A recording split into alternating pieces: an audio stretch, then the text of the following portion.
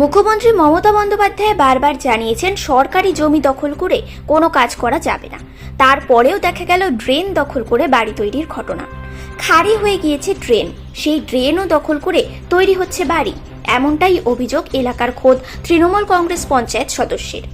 এলাকারই তৃণমূল কংগ্রেসের গ্রাম পঞ্চায়েত সদস্য বিপুল বিশ্বাসের অভিযোগ, বারবার বামনগোলা ব্লক প্রশাসন, বিএলআরও সহ পাকুয়াহাট গ্রাম পঞ্চায়েত প্রধানকে জানিয়েও কোনো কাজ হয়নি।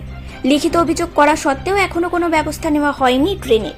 এলাকায় ছিল খাড়ি, সেই খাড়ি এখন 12 ফিটের ড্রেন, এখন দাঁড়িয়েছে 2 ফিট, যার ফলে সমস্যায় পড়ছেন বামনগোলা ব্লকের পাকুয়াহাট এলাকার নেতাজি মোড়ের বাসিন্দারা। বৃষ্টি হলেই এলাকা জলমগ্ন হয়ে পড়ে, যার ফলে চলাচলের সমস্যায় পড়তে হয় ছোট ছোট বাচ্চা থেকে স্কুল পড়ুয়া সকলকেই। গ্রামবাসীরা জানান, বারবার জানিয়েও এখনো পর্যন্ত ড্রেনের কোনো ব্যবস্থা করা হয়নি। ড্রেন দখল করে তৈরি হয়েছে ঘর, সরকারি জায়গা দখল করার ফলে প্রশাসন কোনো ব্যবস্থা নেয়নি, এমনটাই অভিযোগ। এই বিষয়ে বামনগোলা বিডিওকে ধরা হলে তিনি কোনো উত্তর দেননি। বিএলআরও অফিসে না থাকায় তাদের তরফে কোনো বক্তব্য মেলেনি। এখান দিয়ে যে 12 ফিটের মতো ড্রেন ছিল, সেই ড্রেনটা এখন মনে করো 3 ফিটের মতো আছে। তো জল সব জমে যাচ্ছে, জল যাচ্ছে না, এদিক ওদিক সব ভেঙে চুরে যাচ্ছে। তাহলে আমাদের রাস্তা ডুবে যাচ্ছে, তাহলে আমরা কি করে বসবাস করবো বলেন?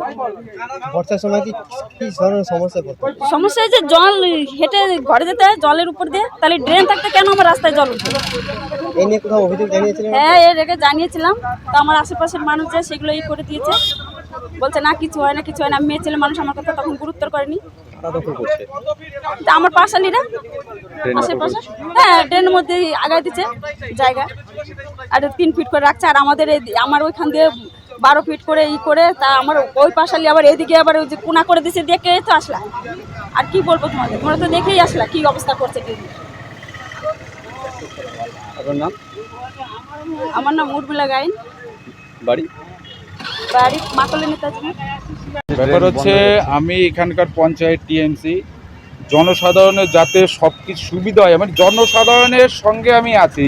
সে যে পার্টি করুক, আমার কাজ নিয়ে কথা। দ্বিতীয় কথা, আমাদের জন্মের আগে থেকে এই যে এখানটায় 12 ফিট মতন ড্রেন ছিল, টোটাল এই ড্রেনটা চলে গেছে পার্বতীডাঙ্গা নদীতে সোজা মিশে।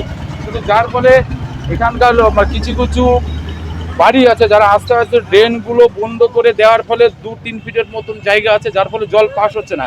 এই জন্য এই সব এলাকা পুরো প্লাবিত হচ্ছে। টোটাল পাকুয়ার জল এই জায়গাতে নামে, ঠিক আছে? এইদিকে রাস্তা ডুবে যাচ্ছে। এই সব লোককে বারবার বলা সত্ত্বেও কোনো কর্ণপাত করেনি। উল্টে কেউ বলতে গেলে উল্টে হুমকির মতন ব্যাপার হচ্ছে, ঠিক আছে? এই যারা দখল করছে, এটাও দেখি কে কি করতে পারে। যাই হোক, আমরা গন্ডগোল ঝামেলা যাইনি। আমরা সমস্ত গ্রামবাসী বন্ধু আমরা চিন্তা ভাবনা করলাম, আমরা বিডিও অফিসে, অঞ্চল অফিসে, বিএলআর অফিসে, তারপরে হচ্ছে ফাঁড়িতে আমরা একটা মাস পিটিশন দেওয়া হয়েছে, যাতে আমাদের কাজগুলো সুস্থভাবে হয়ে যায়। আগে যেরকম সুন্দরভাবে জল এদিক দিয়ে বেরোতো, ওইভাবে যেন জল চলে যায়, এটাই চাই, যাতে আমাদের এলাকাগুলো প্লাবিত না হয়।